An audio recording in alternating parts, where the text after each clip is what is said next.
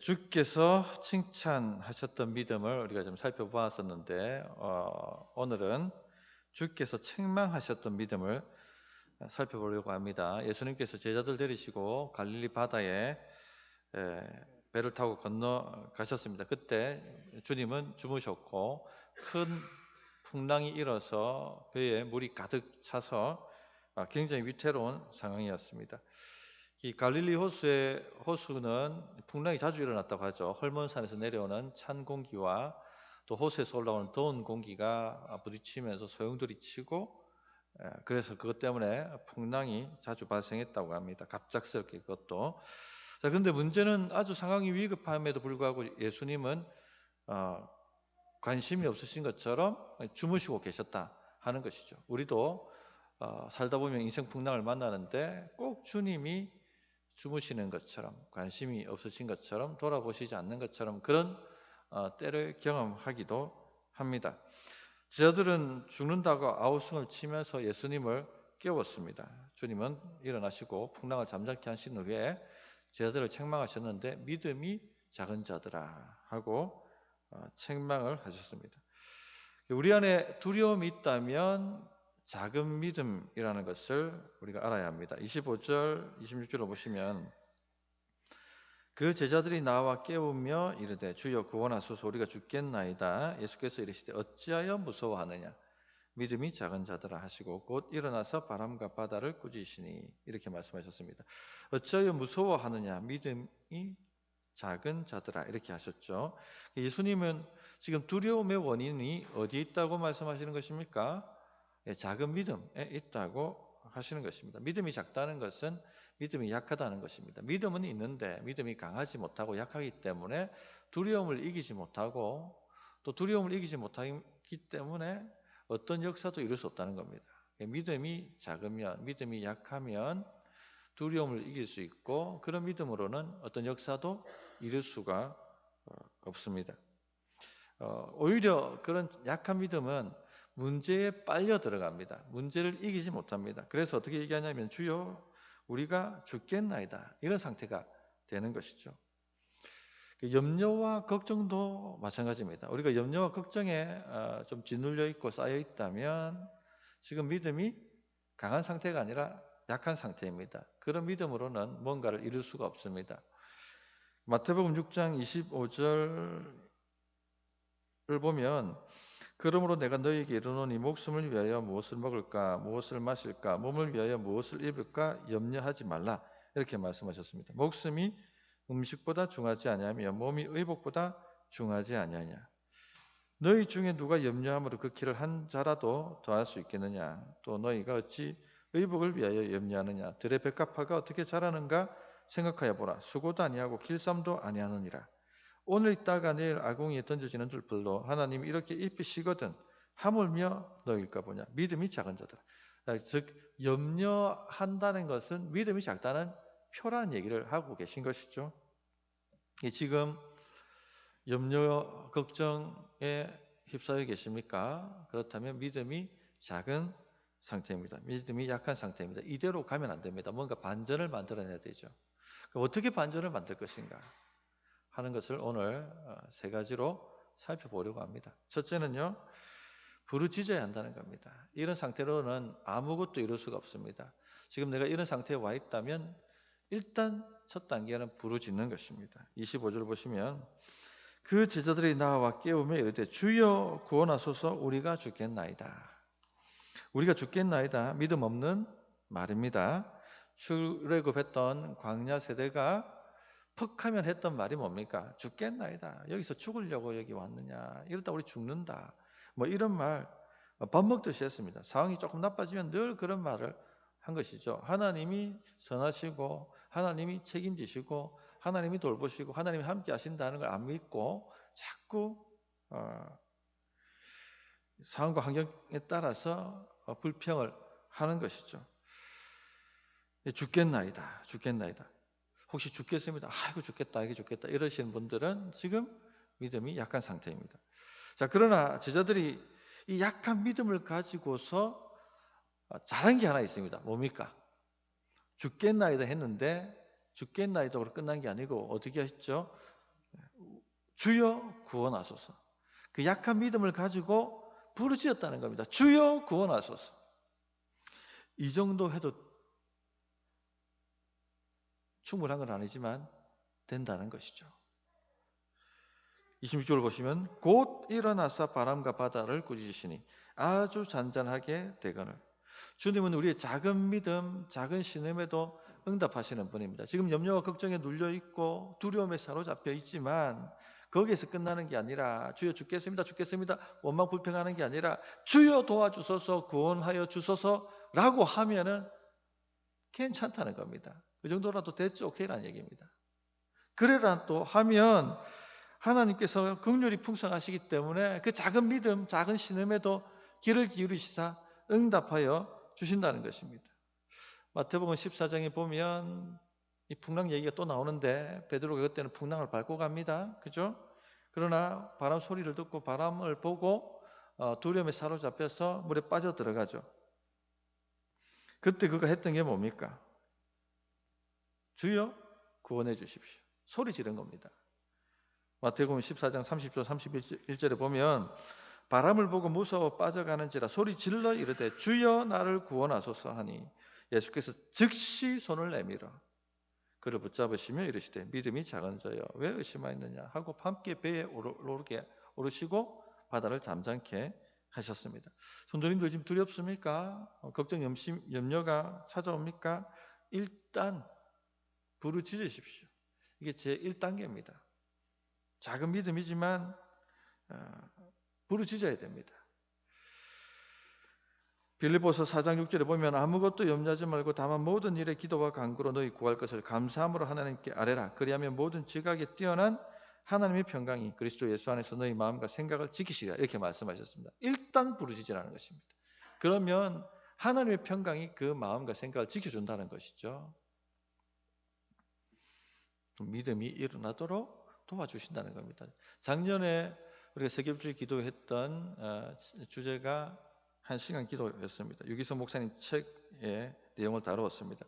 그 책을 보면 자녀 학비를 다 소매치기 당해가지고 집에 돌아가서 펑펑 울며 하나님을 원망하는 기도를 했던 권사님 얘기가 나오지 않습니까? 하나님 왜 나한테 이런 일을 일어나게 하십니까?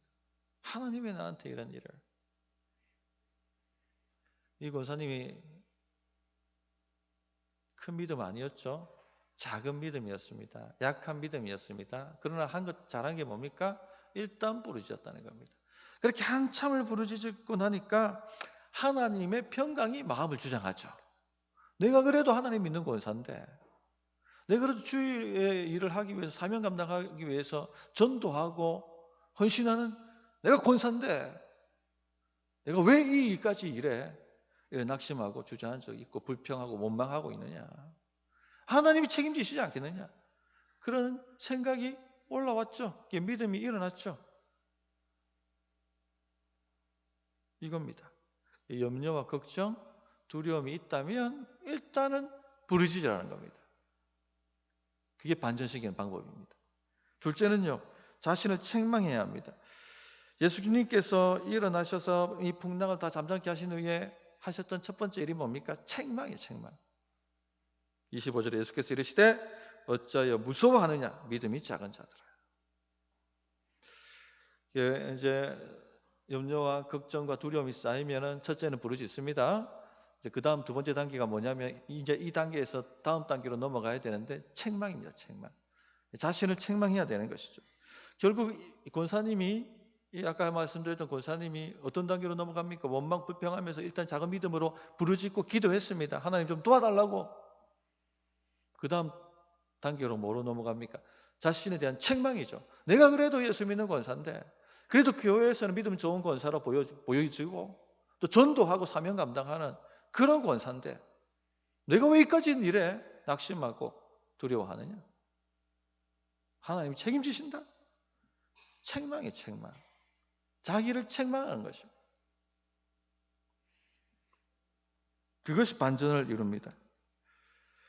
루터도 종교개혁하다가 너무나도 그 반대와 방해 때문에 낙심해서 끙끙 앓아 누웠을 때 그 부인이 하나님이 돌아가셨다 하고 장례복 입고 대성통곡하고 그 난리를 하지 않습니까? 그때 루터가 깨닫잖아요. 하나님이 돌아가셨느냐? 루터 너 뭐 하느냐? 하나님이 돌아가셨느냐? 자기 책망입니다. 이걸 잘 하셔야 됩니다. 베드로가 주는 그리스도시요 살아계신 하나님의 아들이십니다라고 고백하고 난 다음에 예수님께서 십자가에 대한 얘기를 하시니까 주님 그렇게 하지 마옵소서라고 말리지 않습니까? 예수님께서 하셨던 일이 뭡니까? 그 예수님이 제자들에게 그 믿음을 다루시는 방식을 딱 보시면요, 책망이에요. 사탄아, 내 뒤로 물러가라. 너는 하나님의 일을 생각하지 않고 사람의 일을 생각하는도다. 이거를 자기 버전으로 얘기하면은 기도하면서 어떻게 하는 겁니까? 사탄아, 내 뒤로 물러가라. 너는 왜 하나님이 아니라 사람의 일을 생각하느냐? 이렇게 자기를 책망하는 겁니다. 이렇게 하면 반전이 일어납니다. 정신 차리게 되고 믿음이 올라오게 되는 것이죠.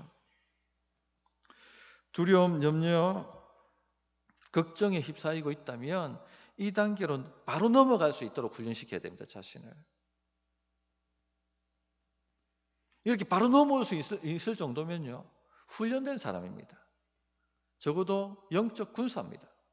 우리 성도님들은 이 정도로는 훈련이 돼야 되는 겁니다. 원망, 불평이 입에 나오는 것이 아니라 책망, 자기 책망이 나올 만큼은 훈련이 되어 있어야 된다는 겁니다. 이 정도 되면 마귀가 함부로 덤비지 않습니다. 그런데 책망할 때는 항상 예수님이 누구신가를 가지고 자신을 책망해야 됩니다. 그래서 예수님께서 결국 뭘 하십니까? 자신이 누구신지를 보여주시죠. 26절, 27절을 보시면 예수께서 이르시되 어찌하여 무서워하느냐? 믿음이 작은 자들 하시고 곧이십니다. 일어나사 바람과 바다를 꾸짖으시니 아주 잔잔하게 되거늘 그 사람들이 놀랍게 여겨 이르되 이가 어떤 사람이기에 바람과 바다도 순종하는가? 예수님은 자연을 다스리시는 분이시죠. 말씀 한마디로 풍랑을 잠잠케 하시는 전능한 메시아십니다. 그 사람들이 놀랍게 여겨요. 예수님께 놀라야지 믿음이 생기고 문제에 놀라면 믿음은 사라집니다. 그래서 예수님이 누구신가를 가지고 자신을 책망해야 됩니다. 들에 핀 벽가파를 보라, 공중나는 새를 보라. 하나님이 저들도 다 입히시고 먹이시는데 왜 네가 염려하느냐? 염려한다고 키를 한 자라 더 할 수 있느냐? 정신 차려라. 그런 식으로 주님이 누구신가를 가지고 자신을 책망하는 거예요. 자신의 믿음을. 우리의 작은 믿음을 책망하면 믿음이 강해집니다. 그래서 내 믿음이 약하다면 자기 믿음을 책망하십시오. 셋째, 문제에 대해서 꾸짖어야 됩니다. 이것이 마지막 단계. 제일 바라기는 이 정도 단계로 우리가 이제 올라서야 되는 겁니다. 자, 26절을 보십시오. 곧 일어나서 바람과 바다를 어떻게 하셨어요? 꾸짖으시니 아주 잔잔하게 되거나요. 주님이 제자들에게 기대하셨던 믿음의 최종 행위가 무엇이었을까 생각해 보면 이것 같아요.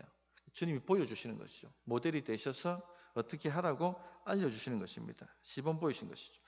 이 말씀 앞단락에 어떤 내용이 나옵니까? 믿음 좋은 백부장 이야기가 나옵니다. 그 백부장이 믿음 칭찬받았는데 마태복음에서 나오는 가장 큰 믿음 이야기가 그 얘기입니다. 백부장의 믿음이 뭐였습니까? 주님은 권세를 가지신 분입니다. 그러니까 우리 집에 오실 필요도 없고 말씀 한마디만 딱 하시면은 제 하인이 낫겠나이다. 이 말을 다르게 요 성경의 요 본문의 근거에서 본다면 주여 일어나실 필요 없습니다. 말씀 한마디만 하십시오. 잠잠하라고. 주는 권세를 가지신 분이십니다. 그거죠.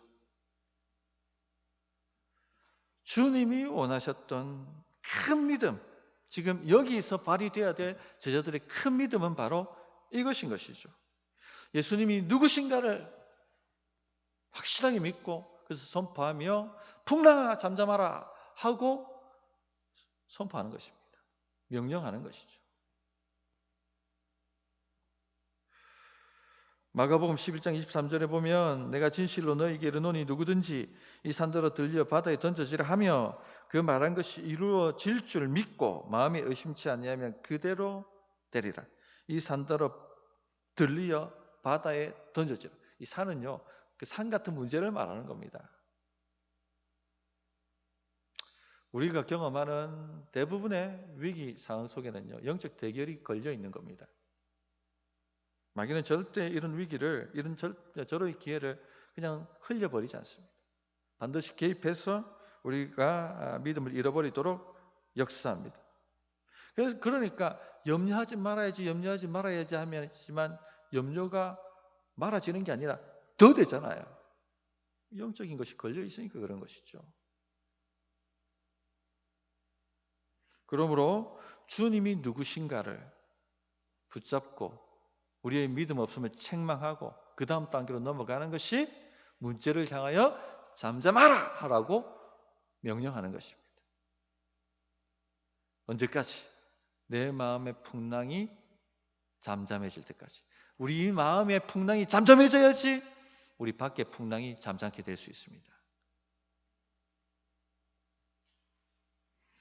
그럴 때 문제가 해결되어지는 놀라운 역사를 경험하시게 될 것입니다. 자, 내일 세깁주를 해야 되니까 오늘 간단하게 기도하고 또 빨리 잠자러 가도록 해야 되겠죠. 간단하게 말씀으로 기도하고 우리 김현수 목사님 나오셔서 딱 두 가지만 기도하고 그렇게 마무리하도록 하겠습니다. 자, 말씀 붙들고 한번 기도하십시다. 하나님 믿음 더하여 주시옵소서. 하나님 내 작은 믿음 강하게 하여